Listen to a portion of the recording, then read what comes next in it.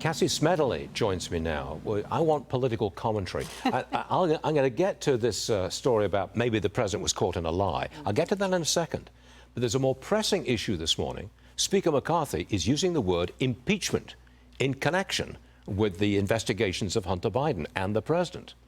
Do we want an impeachment process now? That's a good question. I think a lot of people remember the circus of the Trump impeachment proceedings, the distraction that it was from the priorities of the American people, and that's what you're hearing the left now picking up those talking points. However, if not for the Republican majority, and I think Speaker McCarthy touched on this last night, we wouldn't be hearing about any of this. We know the Bidens play by a different set of rules, and they do it clearly, as the evidence and the whistleblowers are pointing out. They do it without any fear of being caught.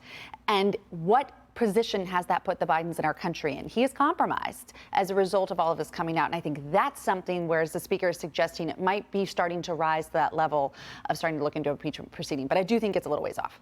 Okay, for years, Biden says he'd not talked to his son about business. Now the IRS whistleblowers revealed that he had conversations with his son. He did indeed. Has the president been caught in a lie?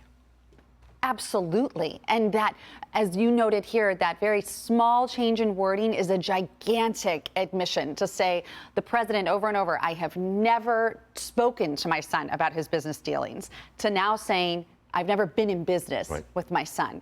Well, there's a whole lot of room in there for interpretation. And now that you're seeing the whistleblower, the text messages, remember this laptop that we were all supposed to believe was fake, is proving that there are multiple times when Joe Biden has not only been in the same room as Hunter Biden when he's conducting foreign business dealings, but on the phone, on speakerphone, as the New York Post is now reporting. That's concerning. The American people deserve to know not only about that, but what position the president is in when he's going and talking with our adversaries and being our diplomat on the world stage. Is he not able to fully defend America and work for America because he's in this compromised position as a result of his son using his name?